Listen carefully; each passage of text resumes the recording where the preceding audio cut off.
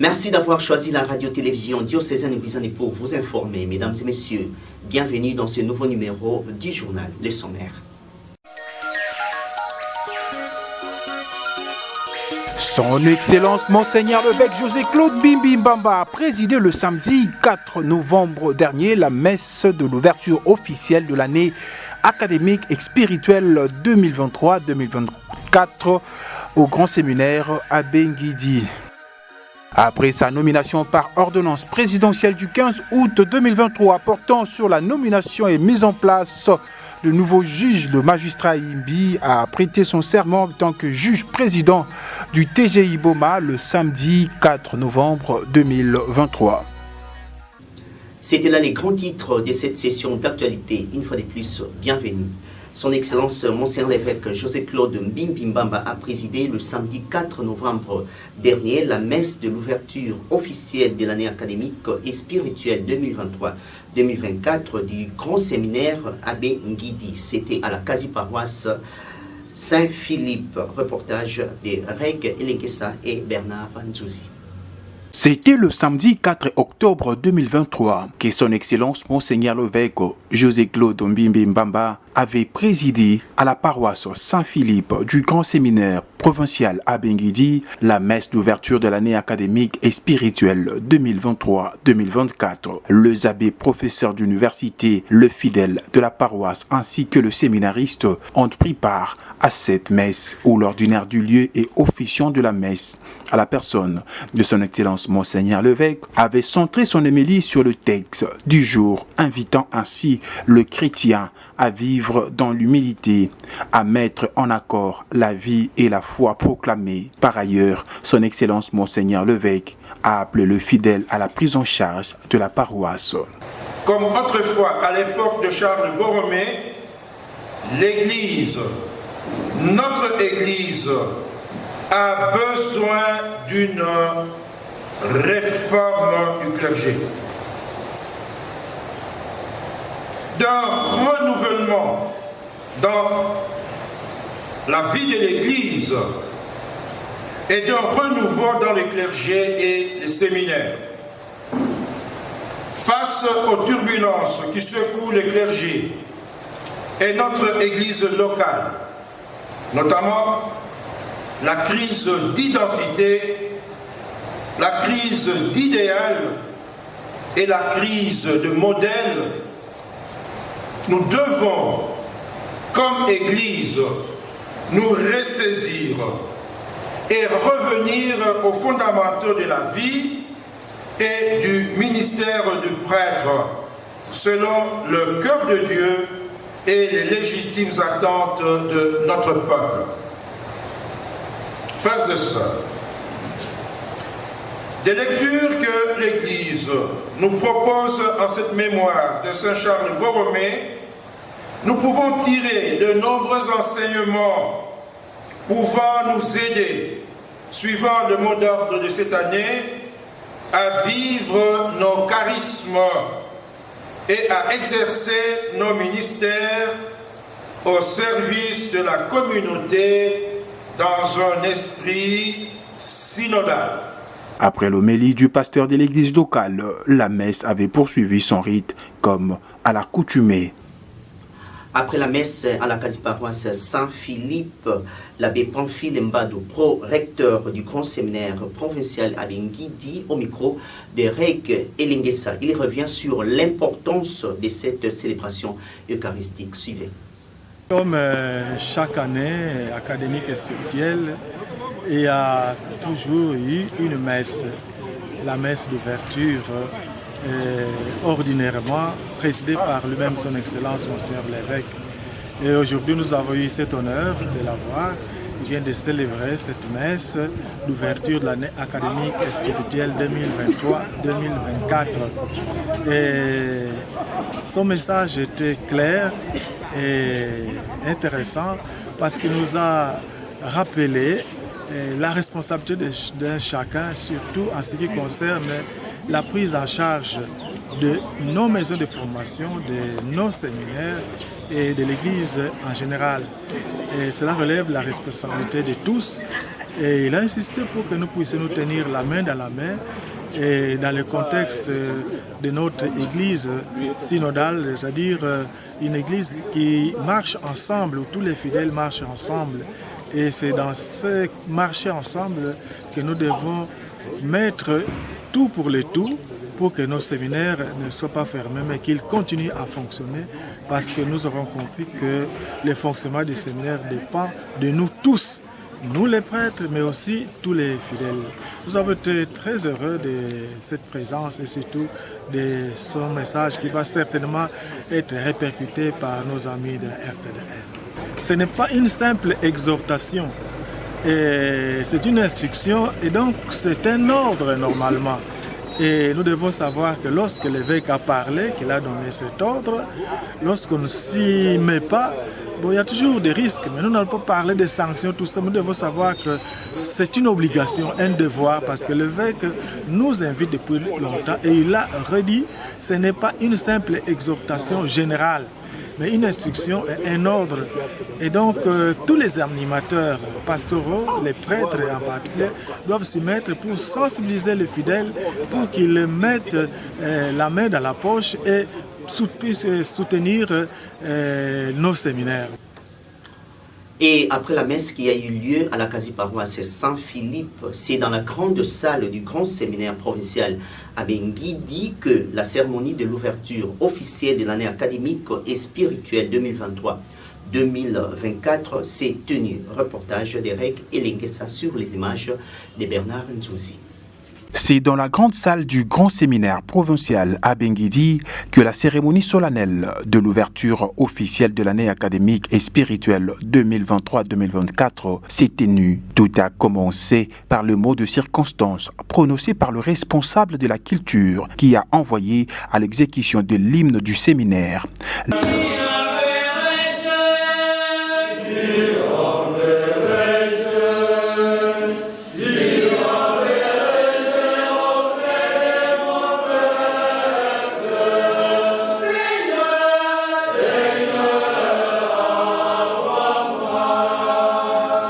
La prière d'ouverture dite par son Excellence Monseigneur l'évêque, le mot du président de séminaristes ainsi que la leçon inaugurale de la nouvelle année faite par le professeur abbé Emery Pamphile Mbadou. Cette année académique et spirituelle 2023-2024, le grand séminaire provincial à Bengidi a la mission d'accompagner et de former 34 philosophes, entre guillemets, philosophes, sur les 36 séminaristes attendus. C'est donc, suivant la terminologie de la nouvelle Ratio Fundamentalis, 34 disciples missionnaires du Christ, dont un vient du diocèse de Kenge et 33 du diocèse de Boma.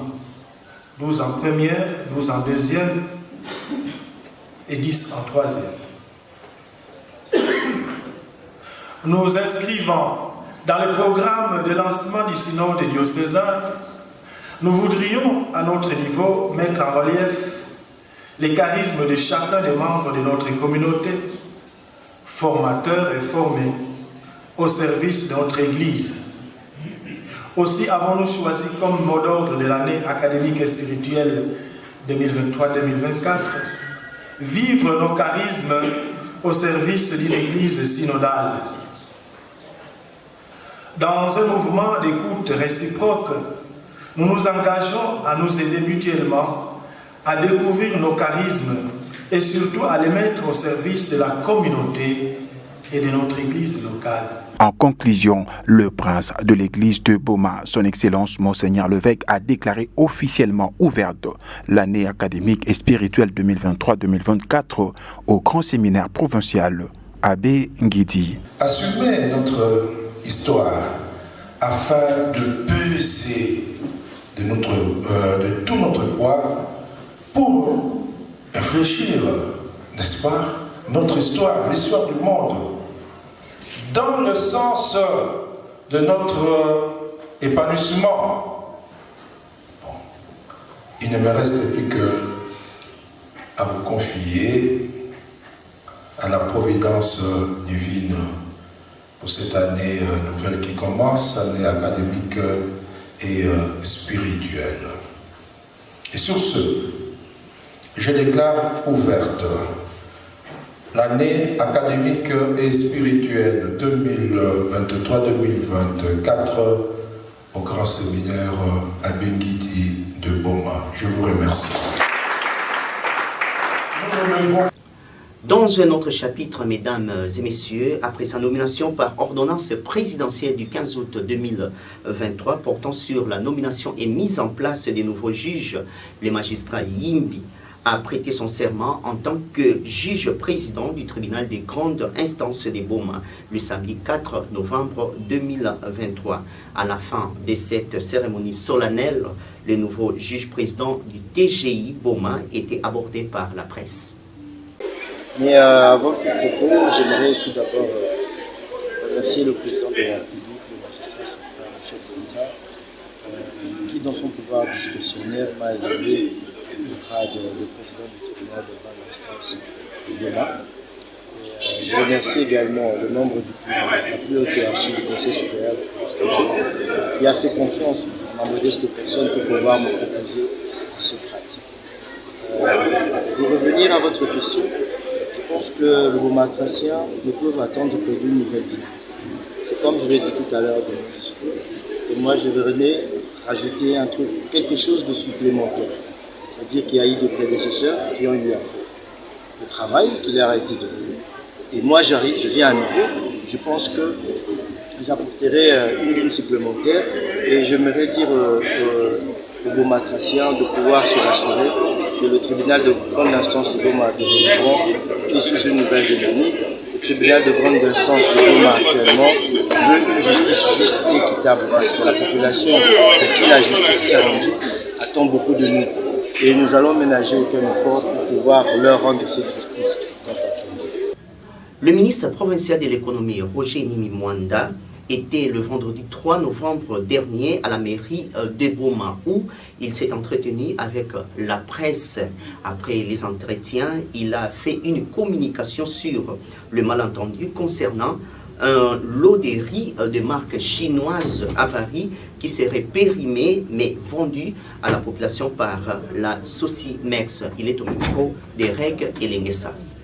Mais quand tout cas dans toi là il y a des journalistes qui sont là on a même métalila lorsque y a babi misaka na bateau y a ba kuzaka déclarer propre à la consommation y a que lorsque ba bo misaka na société Sosimex lorsque on y a kuzaka 740 000 sacs mais na 740 000 sacs l'herbe va la décharger lorsque y a ba kuzaka mona que 6089 sacs y a bwandaka ya imbi. Il y a eu la Sosimex, il y a une Sosimex qui est en donc, étant une société de bonne foi, il ne fallait pas que l'eau soit une population. Il y a une Sosimex qui a déclaré le service à l'été, que l'eau soit même quand on a ici, il y a imbi. Donc, le service, il a déclaré impropre comme ça, il y a l'eau. Et le service, il y a qui sale là-bas, il y a sale à PV, sans l'eau, l'eau soit une. Il y a un bateau, mais qui a vendu imbi. L'air bateau mais katuka na matari samu na kwe ya kuza kwa kuna Boma na katikati bakuzaka telimisa bateau hii mutu kuzaka telimisa bateau mole na tubile ben veyan mais dis-moi il est congolais l'air bakuzaka telimisa bateau c'est kuna bakuzaka banda décharger bateau hii bangoza décharger bateau embaka loso nyonso wana na kati ya bateau est-ce que nyonso ya bimaka est-ce que nyonso ve mais dis-moi ndambo ya bimaka bamesala na baboite kuza kwa kuna Boma bakuzaka tekisa undambo na Boma aho mais yakuzaka diriver ça on a beto déjà tata gouverneur l'air and pesa mukisala musala enquête mukitaka mbangu kuna beto kuza étouffé sans batekisa deka losi na ve ndambo ina batekisa betume saisir aho déjà ndambo ke aho na Boma ya ngake na mwanda kutumona kwenda na mwanda sambe tuzaba beto baka ba mesure ya pour détruire losi ina pasa hindi yake donc mona tubila mtango wa Boma ke et côté sa confusion na bainto ba benové parce que Sosimex en dehors il y a 6080 sacs qui n'est imbi en mai importé 733 000 sacs il y a que na ba dépôt ya Sosimex lorsque il y a na ba dépôt ya Sosimex il y a imbi il y a que l'os en botte. D'ailleurs, mais quand tu vas l'air mon a exposé l'os on quoi qu'on a bureau il y a tata le maire. Donc l'os en botte il y a peu mais d'ailleurs il y a que qualité à l'os mais que l'outil qu'on dit à quoi on a concentré. Souvent quand Sosmex s'importe série là 80% de l'eau c'est là qui est quoi qu'on a comme centrale et puis à peine 20% qui connaît la chasse. C'est dans le cadre de la redynamisation du regroupement ASPA que le conseiller économique et des investissements du ministre d'État, ministre du portefeuille et candidat à la députation pour le compte des Boma, Armel Oumba Nzouzi, avait tenu le samedi 4 novembre un meeting dans la salle polyvalente Mont Sinaï. Reg Elingessa et Arnaud de Soko pour le reportage.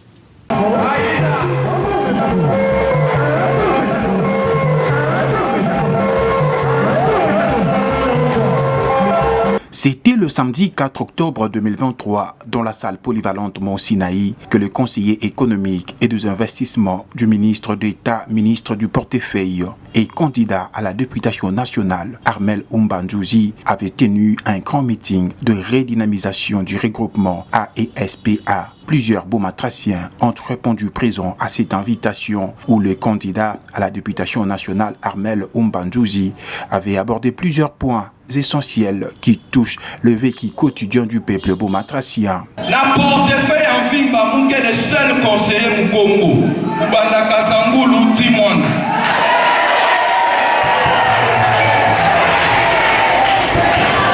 Alors, Andi même Mani Savana fait, Maman Adel Metouba, conseiller. Guerre à phosphate Kekuna. Mais il y a qu'à exploiter la Kandi. Ça là tout, mais tout pas qu'à solution. Au moment où je vous parle, Maman Adel Kaïda m'a signé dossier à 80 millions de dollars. Ça m'a pour exploiter mine ya Kandi. Ça m'a triomphe. Il y a pour ça la phosphate. Il y a pour Natam en rapport à Boma. Il y a qu'à créer 2700 emplois. Ça m'a pas Boma. Devant une foule en liesse, Armel Oumba a révélé au public son combat pour l'intérêt de la ville de Boma. Ce qui est déjà fait et ce qui doit se réaliser une fois que l'ambition sera atteinte. La construction d'une école numérique à Boma, une école de navigation et une école nationale de la soudure sont entre autres le projet pour l'intérêt, surtout de la jeunesse bomatracienne, a fait savoir le conseiller économique et candidat à la députation nationale. Notant qu'après ses plus grands discours de l'orateur, une série de questions et réponses a fait l'objet avant de clôturer ces meetings de la redynamisation. Pour terminer, assurer la visibilité de la fédération du parti politique Ensemble pour la République Boma, c'est l'objectif qui a poussé les membres de cette fédération à effectuer une marche de santé le samedi 4 novembre 2023. Reg Elingessa et Arnaud de Soko signent ces reportages. C'était dans le cadre de la visibilité de leur parti politique à travers la ville que le membre de l'Ensemble pour la République, parti cher à Moïse Katumbi, Fédération de Boma, ont effectué une marche de santé allant du centre-ville de Boma en sillonnant quelques artères de la ville portuaire et historique de Boma. Le président fédéral de ce parti, Roger Condé, a, à la fin de cet exercice physique qui vise la visibilité du parti, revenu sur le but de cette initiative. Nous avons préféré faire la marche de santé qui est très utile pour le corps humain. Et c'est aussi une manière de consolider nos relations, de les affermir. Et c'est une manière aussi de donner un signe, faire voir à l'opinion bomatracienne que l'ensemble est vivant, l'ensemble est effectif, l'ensemble c'est un parti qui vibre en dépit de tout ce que nous avons eu comme problème, en dépit de tout ce que nous avons eu comme difficulté et en dépit de tout ce que nous avons eu président national Moïse Katumbi Djambo.